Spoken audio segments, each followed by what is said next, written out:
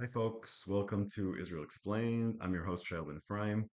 Today, we're going to talk about the tragic events that occurred in Gaza yesterday when 21 IDF soldiers were killed in an operation.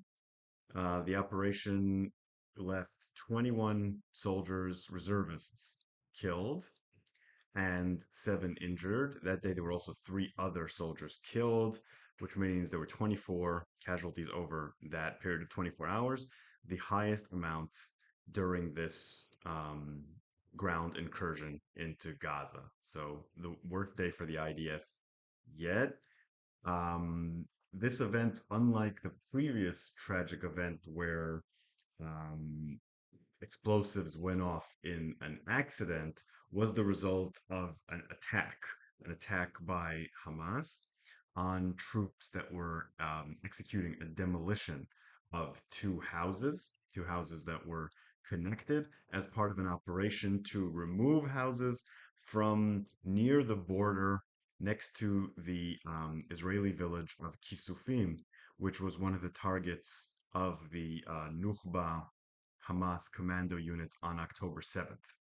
So the idea behind this operation was to clear a 1 kilometer security zone by the border, something Israel has been working on for a long time, which would be a sort of dead zone where no one could enter without being killed by the IDF, in order to prevent incursions on the fence and border of the kind that proved so deadly on on October 7th.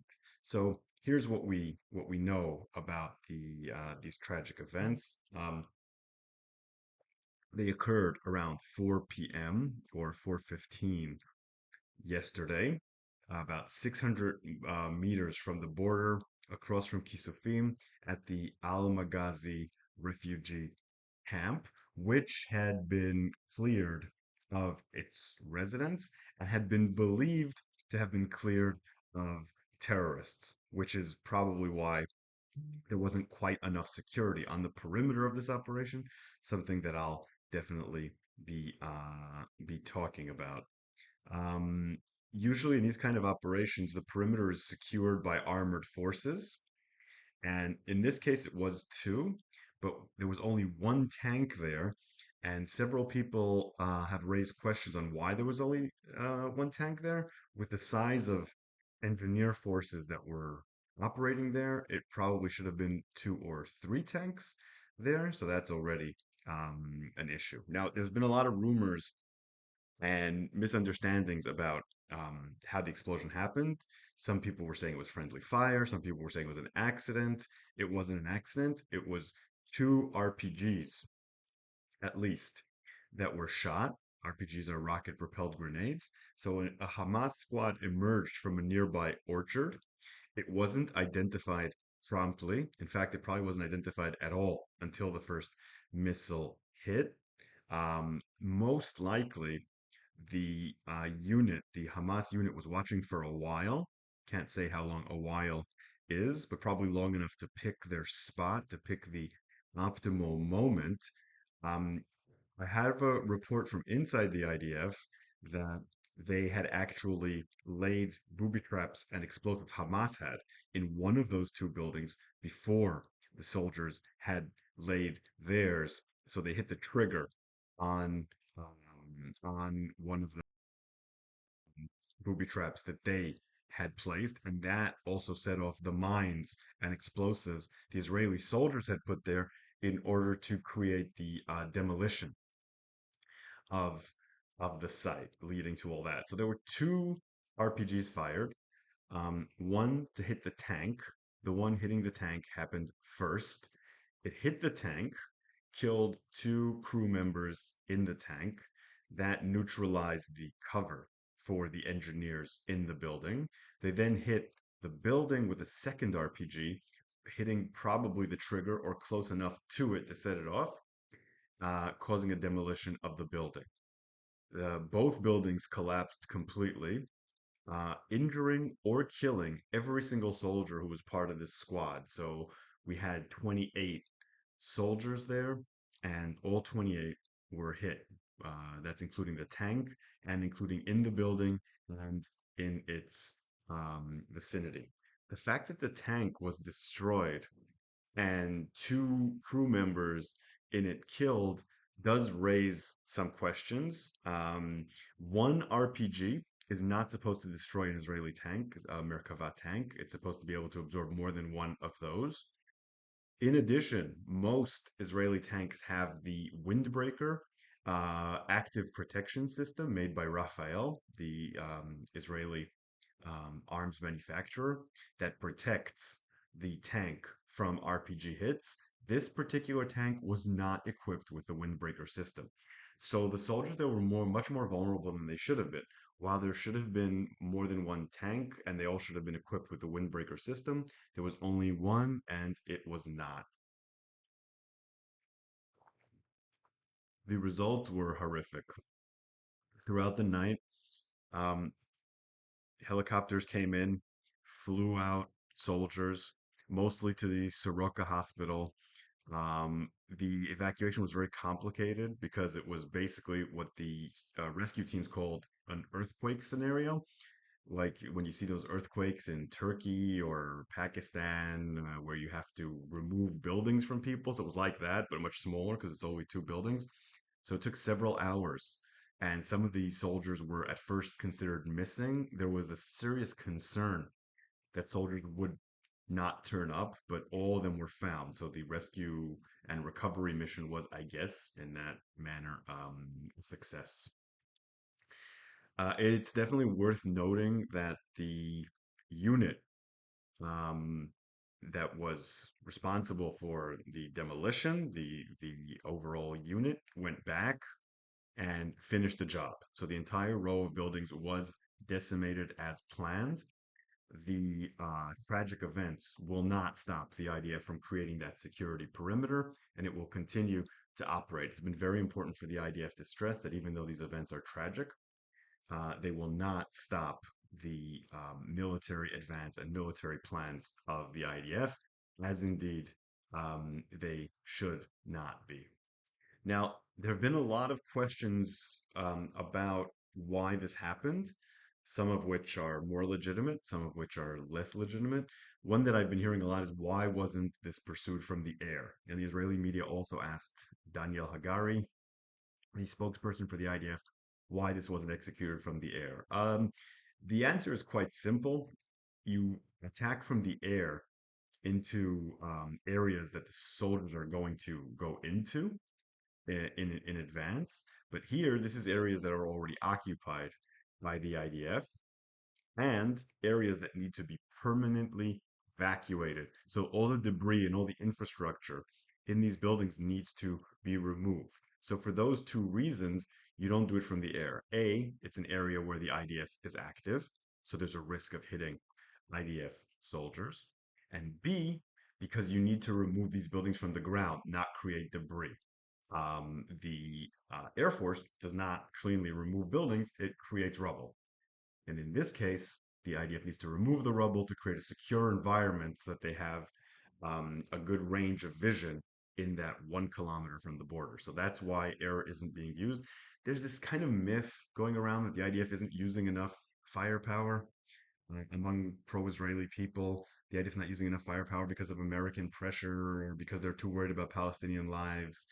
Yeah, I really, from people I'm talking to on the front, there's really none of that. If anything, the fire that the IDF is using is very intense. Israel's running out of shells from the amount of fire that it's using. Um, but you need to use ground troops for certain things. You can't win wars from the air. That entire theory of war has been disproven. You have to go in by land. It would be much easier for Israel if it could just bomb its way to victory and not lose any soldiers. And the first people who would want to do that would be the IDF, but that's impossible. Israel learned that the hard way in the Second Lebanon War when its main commander, chief of staff, was a former head of the Air Force. He relied too much on the Air Force, and the operation did not go well as a result. When Gabi Ashkenazi later came in as chief of staff, he reverted the army to focus on ground troops because they can achieve goals more thoroughly and the IDF has remained at that juncture because it works better, even though it can lead to horrible losses like this. But there were really serious failures in this operation that have nothing to do with the use of air power. Like I said, why is there only one tank covering for so many soldiers? Where was the aerial support? Why was there no lookout um, from the air? Drones, helicopters. There's different measures the IDF has in order to keep a lookout when there is bad visibility. It appears there was bad visibility, and that should have been taken into account. There should be a fail-safe for explosives that the um, should have stopped the IDF laid mines from. Of course, if there was indeed a Hamas booby trap with a detonation there, that would have been a problem either way. But it could have been that there's no failsafe, which is why everything went up in flames. I have some concerns about how the operation is going, in the sense that there's a lot of changes of tempo for political reasons, which I understand. And what happened yesterday is that this operation was part of a planned escalation, mostly in Khan Yunis, but this was in the central area where there also was an escalation. And I think the soldiers are getting orders to do things very quickly to show that things are happening quickly to put pressure on Hamas. And that may be why there were so many people in the building all at once, because that's my main question. And it also seems to be the main thing that's bothering the IDF now that they're conducting a investigation of the event, is why were there so many soldiers in there? There were 19 soldiers inside the building or around the building. There's really no reason for there to be that many soldiers in one building unless you're trying to booby trap it, to put explosives on it quickly in order to move on to the next building because you're in a rush. And I think that that's part of this change of tempo and escalation. And then the fact that they're reserves is another issue. The other main tragedy that we had with explosives was also an issue of reserves. The reserve units are not as well trained because they're not trained all year long.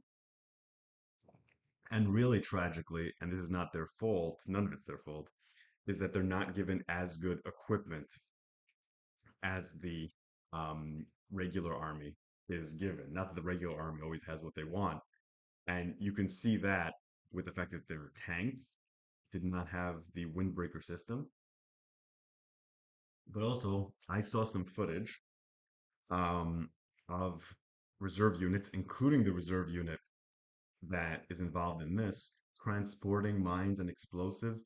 And I won't go into detail, but the measures they were using were not safe and were clearly, let's say, more budget friendly than operational security friendly. I really don't like what I saw in the kinds of equipment that they're given to store and transport explosives. And that may have been part of it, but even if it's not, it's a serious problem. And then, of course, these boys have been serving in Gaza for far too long. A lot of the soldiers, I think the majority, have been serving since the opening of the operation. They haven't seen home in 90 days and they're tired and they're making mistakes. That's why the IDF is shuffling out soldiers, but apparently not quite enough to prevent this sort of thing. Um, Bottom line, this wasn't a mistake or a mishap as much as it was a successful attack by Hamas. However, there were certain failures, operational failures, that uh, turned this from a bad attack into a catastrophic one, and the IDF needs to learn from that. These kind of events are one-offs. We tend to talk about how the entire war is going based on singular events like this. It's really a matter of chance. The missile could have just as easily missed the building or the unit the Hamas unit could have been spotted and eliminated, and more often than not, they are. But the psychological effects that this has can't be ignored. Where we're right now in a stage where a lot of Israelis, rightly or wrongly, I'm sort of on the fence on this, feel that the operation is stuck and is not achieving what it needs to achieve. And the more events like this happen, the greater that feeling. And I also think, unfortunately, this is a blow for the release of the hostages because this strengthens Hamas's sense that they can bleed Israel dry. And therefore, it counters the success of the escalation that occurred yesterday. But in war, there's no other way but to persevere. Um, Israel can't afford to take a step back when it's at its weakest, or it's going to suffer the consequences politically and diplomatically as well.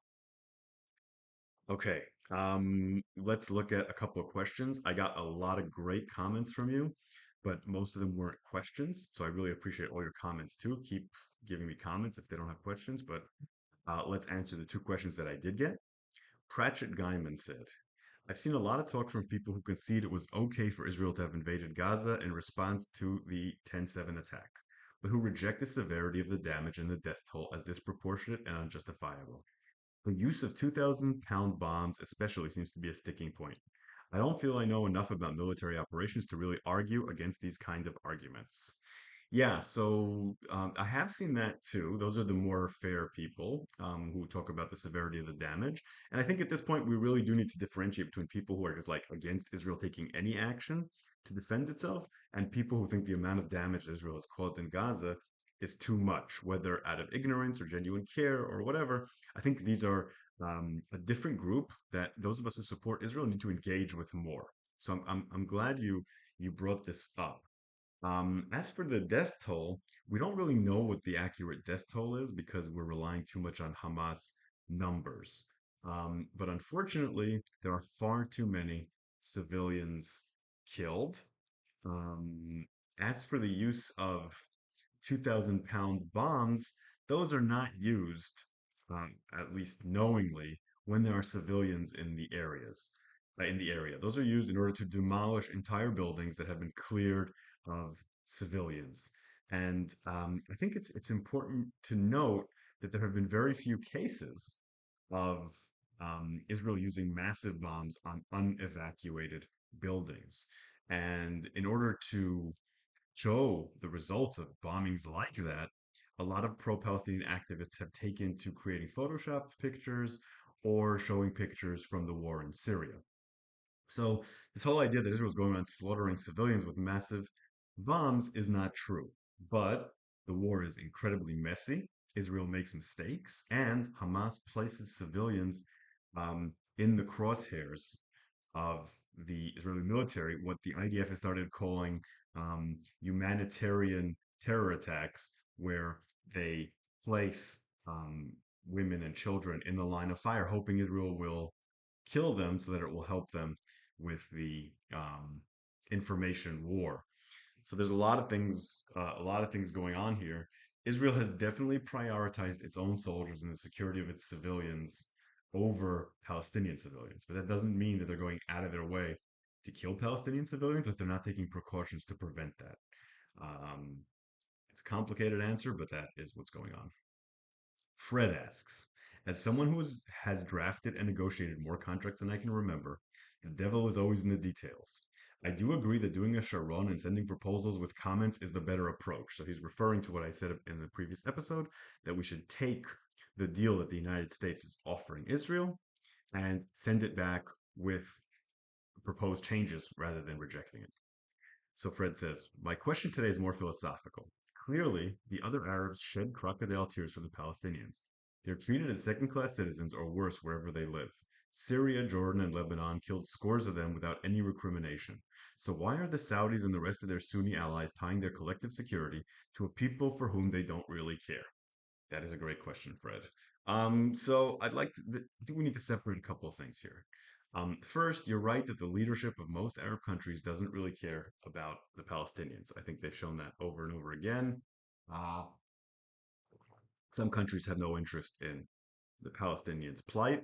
Others use the Palestinians' plight for their own, military, geopolitical ambitions. There doesn't seem to be any genuine care. But what Arab and Muslim societies around the world have done for generations is feed hatred against Israel through sympathy for the Palestinians among their own people, very often to create a foreign enemy to distract from domestic problems. And that's worked. A lot of people in their countries really care. And then there's also opposition groups in these countries, very often Islamic opposition groups, especially if you're talking about Egypt, if you're talking about Jordan, places like that. And one of the main ways they attack the government is by saying you're not doing enough for the Palestinians, and then they also trumpet the Palestinian cause. So what you have is a population that is raised to care about the Palestinians, that thinks about the Palestinian issue all the time, that looks at what Israel is doing to the Palestinians as a terrible injustice. And that, in turn, has put shackles on their foreign policy. Saudi Arabia is clearly very concerned about pivoting to full relations with Israel, while Israel continues to have wars with the Palestinians. Basically, Saudi Arabia has been shown that it's unwilling to have relations with Israel if Israel is going to keep fighting like it's doing in Gaza now. They think that that's politically untenable. They're probably right. So what they want to do is be able to move to have better relations with Israel and correspondingly the United States, but while covering their asses on the Palestinian issue.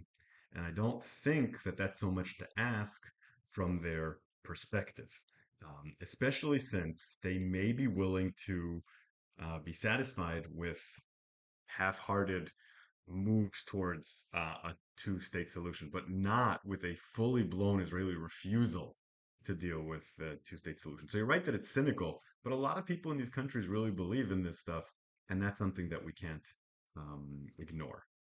So I hope you enjoyed this episode of Israel Explained. If you like what we do here, consider supporting me on Patreon at Shael Media and listening to my podcast, History of the Land of Israel podcast. I should have a new episode out pretty soon, and I'll see you guys very soon.